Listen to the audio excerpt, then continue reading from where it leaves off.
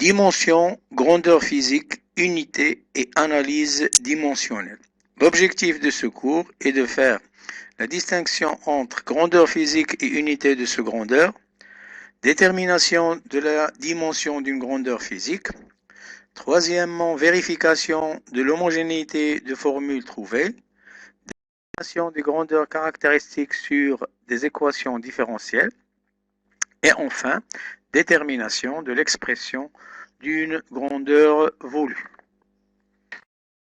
Premièrement, introduction. Pour commencer, voyons des exemples de grandeur physique et les unités dans lesquelles on les exprime. On exprime habituellement la grandeur physique longueur grand L en mètres. Il peut être exprimé avec d'autres unités encore utilisées dans les accents comme le pouce et le pied, par exemple. Il existe comme cela plusieurs exemples. Pour faciliter les échanges entre les physiciens, ils se sont entendus sur le choix d'une unité qui est l'unité de système international.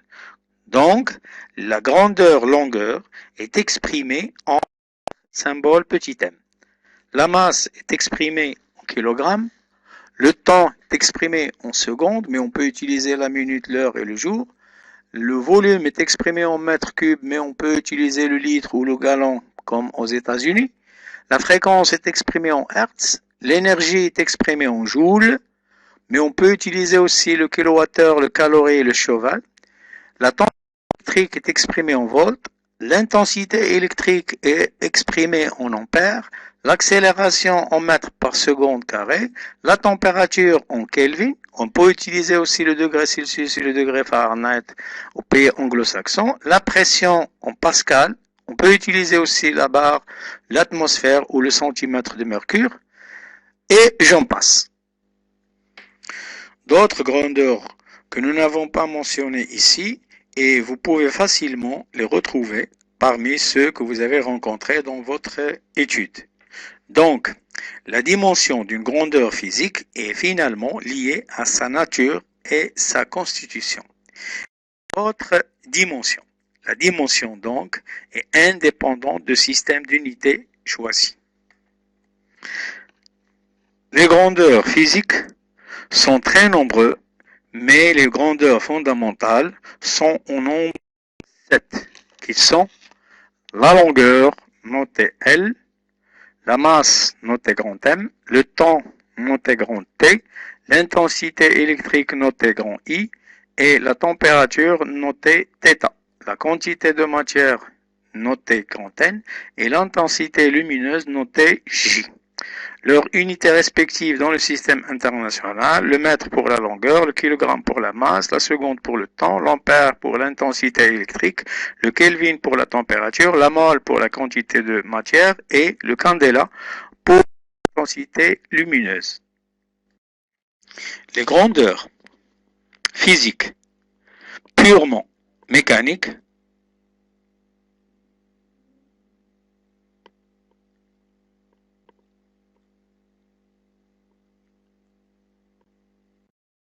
physique purement mécanique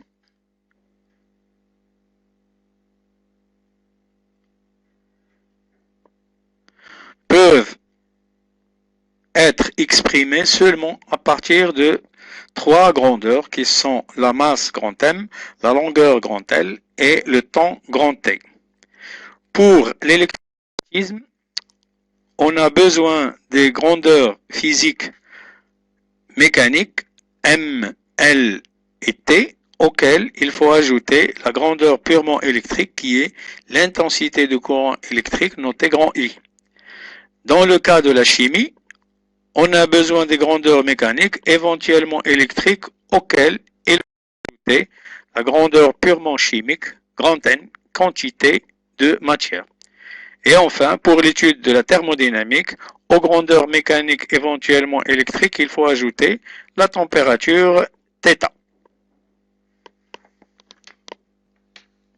Grandeur, détermination d'une grandeur physique, équation de dimension. Alors une grandeur physique quelconque peut être toujours exprimée à partir des grandeurs physiques fondamentales. Pour écrire les dimensions d'une grandeur on met celle-ci entre crochets. Par exemple, pour les dimensions de la force, on écrit la force F entre crochets, comme ça. F, comme ça. Même chose pour la charge électrique. Q entre crochets représente la dimension de Q. La résistance électrique et la concentration molaire. Nous aurons besoin d'utiliser certaines propriétés que nous n'allons pas démontrer, mais qui sont évidentes.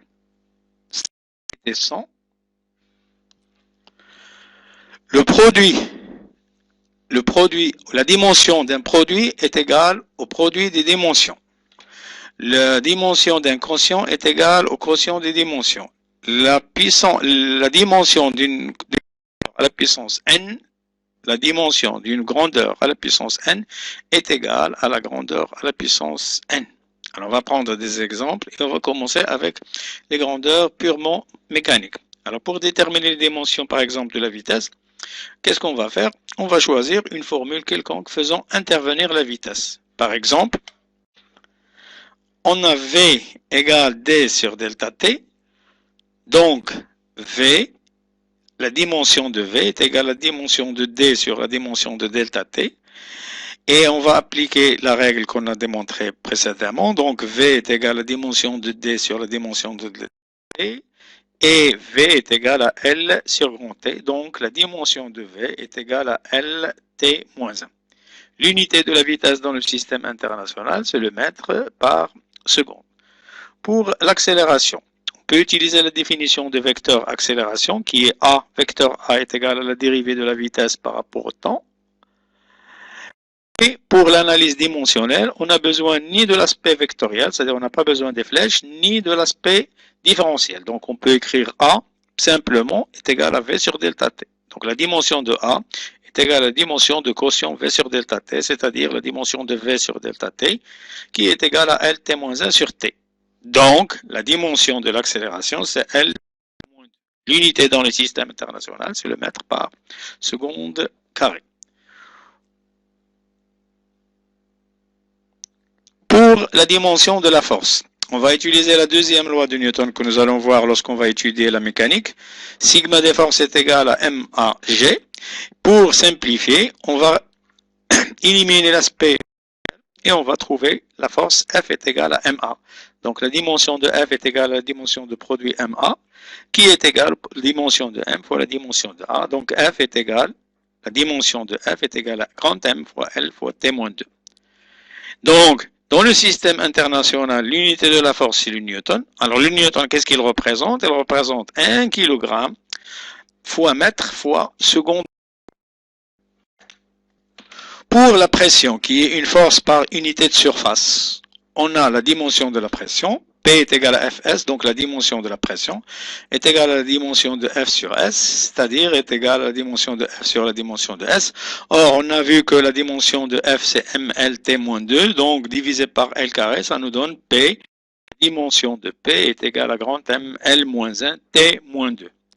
Les dimensions d'une énergie est importante. Alors l'énergie choisie par exemple est l'énergie cinétique. On a EC est égal à 1 demi mv carré. Donc la dimension de l'énergie est égale à la dimension de 1 demi qui est égale à 1 fois la dimension de gramme T qui est égale à M fois la dimension de V carré qui est aussi la dimension de V au carré T-2. Donc qu'est-ce qu'on va retrouver? On va retrouver que l'énergie, la dimension de l'énergie c'est grand M L carré T-2. Et 1 joule, ça représente quoi? Ça représente 1 kg fois mètre carré fois seconde moins 2. Pour la puissance, alors la puissance c'est une énergie par unité de temps. Donc P égale E sur delta. Donc la dimension de P est égale à la dimension de E sur la dimension de delta T. Donc la dimension de P est égale à ML carré T moins 2 sur T. Ça veut dire que la puissance est égale à ML carré T moins 3. C'est-à-dire que dans le système international, on utilise le watt. Le watt, qu'est-ce qu'il représente? Il représente 1 kg mètre carré par seconde moins 3. Avec d'autres grandeurs électriques. Alors en électricité, on ajoute aux grandeurs mécaniques purement, on ajoute la grandeur électrique qui est notée grand I. Alors, si on doit déterminer l'équation de dimension ou bien la dimension de Q, on va chercher une relation. La relation qu'on va chercher, c'est I, on avait en tronc commun, I est égal à Q sur delta T. Donc Q est égal à I fois delta T. Donc la dimension de Q est égale à la dimension de I fois la dimension de delta T. De I c'est grand I, la dimension de delta T sur T, donc l'équation de dimension de Q est égale à I sur delta T. Et on sait que dans le système international, l'unité de la quantité de charge, c'est le coulomb, noté C. Donc 1 C, c'est quoi? C'est 1 ampère seconde. La grandeur tension électrique est une différence de potentiel. Alors, pour déterminer sa dimension, on va utiliser la puissance électrique. La puissance électrique P est égale à U fois I. Donc, U est égal à P sur I. Donc, la dimension de U est égale à la dimension de P sur U. Étant donné que la dimension de la puissance c'est mL carré T-3 sur I, ça nous donne mL carré I-1 T-3. Et dans le système international, on utilise le volt. Donc 1 volt, qu'est-ce qu'il représente? Il représente 1 kg, mètre carré, ampère moins 1, seconde moins 3. Avec des grandeurs chimiques, alors une grandeur chimique s'exprime en général en fonction de grandeur mécanique et grandeur électrique, à laquelle il faut ajouter la grandeur quantité de mouvement qui est grand L. Alors on va prendre l'exemple qui est celle de la concentration. La concentration, c'est la quantité de matière sur V, ça veut dire que c'est la dimension de C est égale à la dimension de 1 sur V est égale à la dimension de 1 sur la dimension de V. Or, la dimension de la quantité de matière, c'est grand N. Et le volume, c'est distance au cube. Donc, c'est L au cube. Donc, la concentration, elle est donnée en NL-3. Certaines grandeurs sont sans dimension. Par exemple, l'angle alpha, qui est défini, alors ce qu'on a vu en première année, qui est défini comme le rapport de la longueur de l'arc sur le rayon. Donc, on a alpha qui est égal à S sur L. Donc, la dimension de alpha est égale à la dimension de S sur R, qui est égale à la dimension de S sur la dimension de R. Donc, alpha est égal à L sur L est égal à 1. Donc, qu'est-ce qu'on peut dire? On peut dire que alpha, c'est une grandeur sans dimension ou bien adimensionnée. Sans dimension ou adimensionné, mais il a aussi une unité qui est le radian. On peut utiliser aussi le degré. Et c'est la même chose pour la densité, pour l'indice de réfraction, etc. Il y a plusieurs grandeurs qui sont adimensionnées, c'est-à-dire qui n'ont pas de dimension, et leur dimension est égale à 1. Troisièmement, contrôle d'homogénéité des formules ou équations. Alors, l'analyse dimensionnelle nous permet de contrôler l'homogénéité d'une formule ou bien d'une équation. Alors, une expression non est nécessairement fausse, mais l'homogénéité ne garantit pas que la formule est juste. Donc, on va prendre un exemple.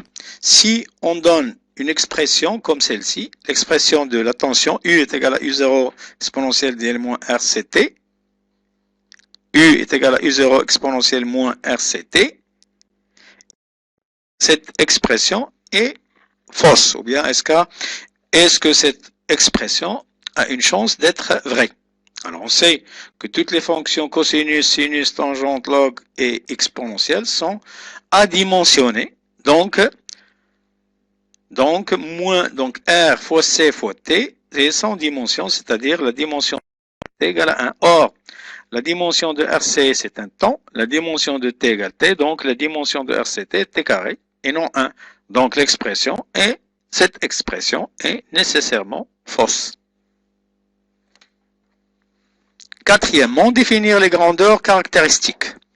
Alors, soit une équation différentielle à une variable comme l'équation d'un circuit électrique pour laquelle le courant de l'intensité du courant est vérifier l'équation différentielle suivante. Trouver un temps caractéristique tau. Alors, l'équation différentielle, c'est R dI sur dt plus I sur C égale à 0.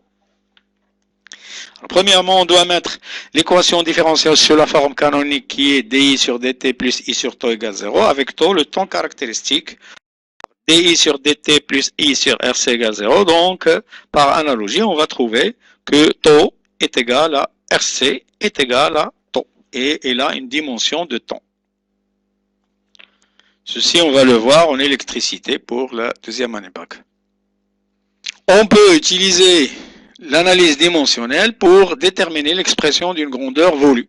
Par exemple, si on ne connaît pas l'expression de l'énergie cinétique, par exemple, et on sait que l'énergie cinétique, elle dépend de la masse, elle dépend de la vitesse, on veut déterminer quelle est l'expression de l'énergie cinétique. Alors, l'analyse dimensionnelle nous permet de faire ceci. Donc, comment on va faire? Alors, puisque l'énergie dépend de la masse et dépend de la vitesse, on va écrire l'énergie sous cette forme. EC est égal à K, M à la puissance alpha vers la puissance bêta. Et il faut déterminer alpha et bêta par analyse dimensionnelle. Donc, comment on va faire? Alors, on va essayer de trouver l'énergie. Alors, la dimension de l'énergie est égale à la dimension de K fois la dimension de M alpha fois la dimension de V bêta, c'est-à-dire la dimension de K, c'est une constante sans dimension, donc c'est 1. La dimension de M à la puissance alpha, la dimension de LT-1 à la puissance bêta. Alors, en remplaçant la dimension de M par grand M, on trouve M à la puissance alpha, L à la puissance bêta, T à la puissance moins 2. Et T à la puissance gamma moins bêta. Donc, d'après cette équation et par compensation, d'après cette équation de dimension,